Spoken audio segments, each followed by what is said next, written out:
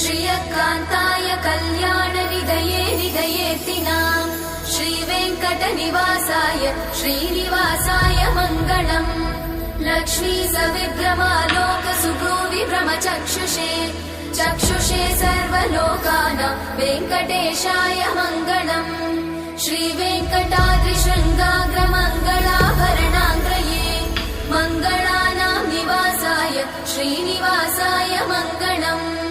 सर्वावयव सौन्दर्य सम्पदा सर्वचेतसां सदा सम्मोहनायास्तु वेङ्कटेशाय मङ्गलम्। नित्याय निरवध्याय सत्यानन्दचिदात्मने सर्वान्तरात्मने श्रीमद् वेङ्कटेशाय मङ्गलम्। स्वतः सर्वविदे सर्वशक्तये सर्वशेषिने सुलभाय सुशीलाय वेङ्कटेशाय मङ्गलम्।